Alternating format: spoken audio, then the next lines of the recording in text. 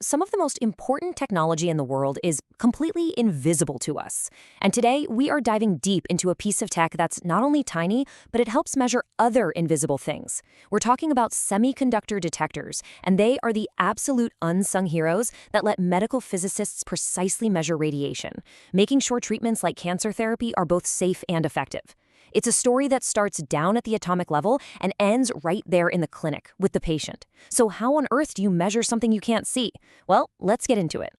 Okay, so here's our game plan. First, we're going to tackle that fundamental challenge, measuring the invisible.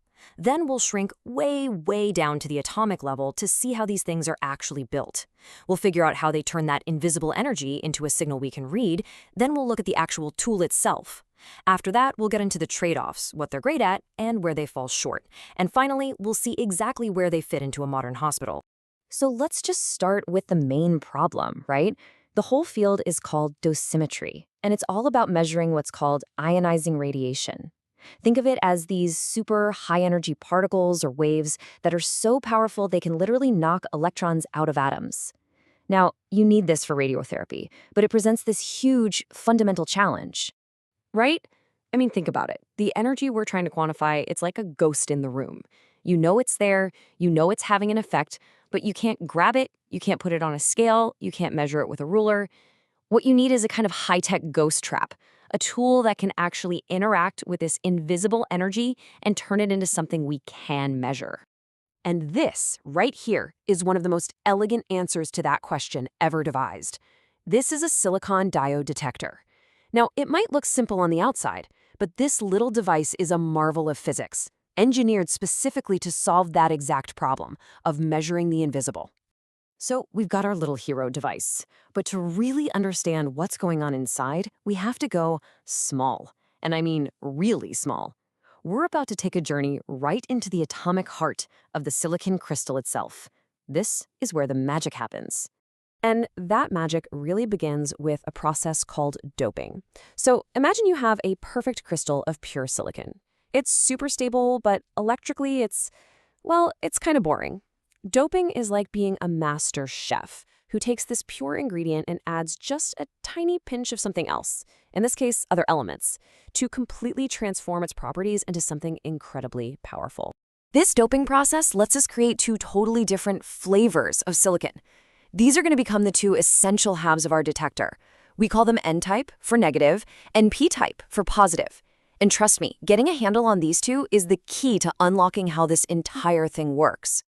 Okay, let's start with N-type. Imagine a perfect grid of silicon atoms. Each silicon atom has 4 outer electrons that it uses to link up with its neighbors. Now we introduce a tiny amount of an element like phosphorus. Phosphorus is different. It has 5 of these outer electrons.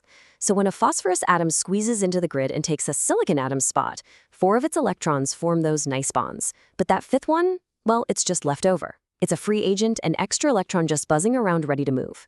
This creates a surplus of negative charge, which is why we call it an electron donor. Now for p-type, we do the complete opposite. We add an element like boron, which only has 3 outer electrons. So when a boron atom joins the silicon party, it can only make 3 bonds with its neighbors. That leaves an empty spot where a 4th bond should be, a spot that's missing an electron. We call this a hole. You can think of it like a positively charged bubble, or an empty parking space that a nearby electron is just dying to jump into. Because it's so eager to grab an electron, we call p-type silicon an electron acceptor. Okay, so we've got our N-type material swimming with extra electrons, and our p-type material full of these empty holes. Now for the really cool part.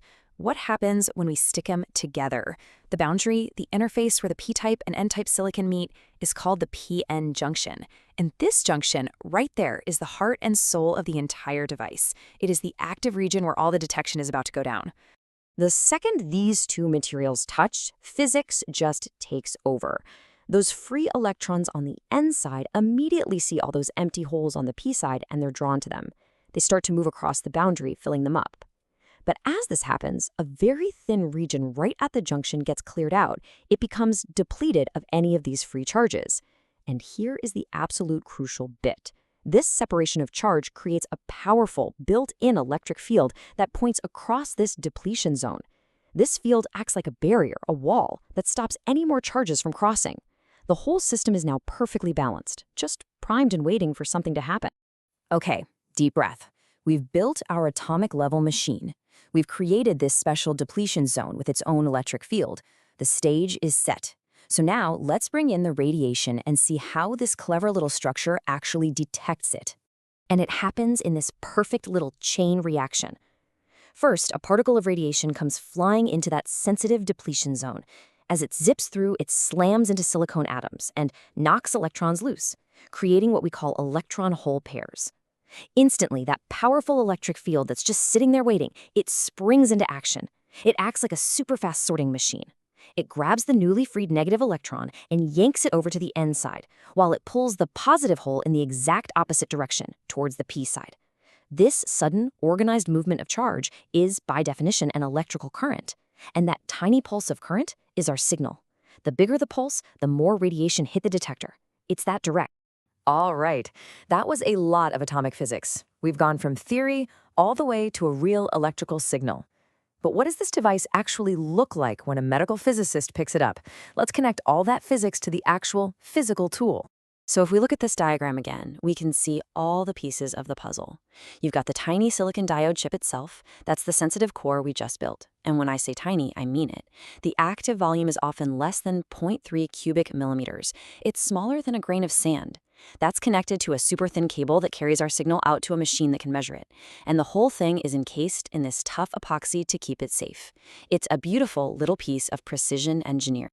Now, here's the thing. In engineering, and especially in physics, there's no such thing as a perfect tool that's great for every single job.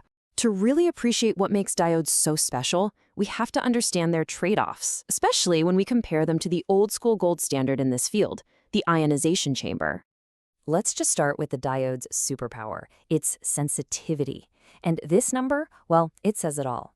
For the exact same amount of radiation hitting it, a silicon diode will produce about 18,000 times more electrical signal than an ion chamber. I mean, that's not just a little better, that's a completely different universe of sensitivity. So why? Why is it so much more sensitive? Well, it really boils down to two key things. First, it takes way less energy, about 10 times less energy, to create a signal, one of those electron-hole pairs, in solid silicon than it does in the air inside an ion chamber. And second, silicon is a solid, right? It's about 1,800 times denser than air. That means there are just way more target atoms packed into that same tiny space. So less energy needed per hit and way more targets to hit, you put those together and you get a much, much bigger signal. But it's not a simple slam dunk. If you look at this table, you see the trade-offs. Diodes have some big drawbacks. The biggest one is what we call energy dependence. This means that the diode's signal for the same amount of radiation can actually change depending on the energy of the radiation, which means you have to do some careful corrections. They're also prone to getting damaged by radiation over time, which can mess with their sensitivity. An ion chamber, on the other hand, is built like a tank. It's super robust. But the diode does get another point in its favor. It doesn't care about air pressure and is way less affected by temperature, while an ion chamber reading needs to be corrected for both of those things every time you use it. Okay, so we've got this tool that's super sensitive and tiny, but also a little bit fragile and finicky. So where does it become the absolute go-to, the indispensable tool in a modern radiotherapy clinic? Where do its unique strengths really shine? Well, it turns out they have several killer apps. Their small size and insane sensitivity make them perfect for what's called in vivo dosimetry, which literally means you can tape them right onto a patient's skin to measure the dose they're getting in real time. They're also the best tool for the job when you're measuring tiny laser-focused radiation beams, where a big, clunky ion chamber just wouldn't fit. They're also great for the quick daily checks that make sure the big treatment machines are working correctly. And interestingly, that energy dependence problem, it mostly goes away when you're measuring electron beams, which makes them a top choice for that. And this quote right here, it just brings all of that complex physics right back down to a simple human level. See, unlike an ion chamber that needs a big power supply, a diode is passive. You can just tape it to a patient. It is the simplest, most direct, and powerful way to make sure that the incredibly complex treatment plan is being delivered exactly the way the doctor intended, which is a huge deal for patient safety. So we end up with this question to chew on. The entire history of radiation therapy has been a constant march towards more and more precision. As we target smaller and smaller tumors with crazier beam shapes, the need for these tiny, super-sensitive detectors is only going to grow. For now, the answer isn't choosing one over the other. The answer is having a smart toolkit. knowing when to use the ultra-sensitive scalpel and when to use the reliable, robust hammer. It's all part of that constant quest to make the invisible visible and to deliver the perfect treatment. Thanks for coming along for this deep dive.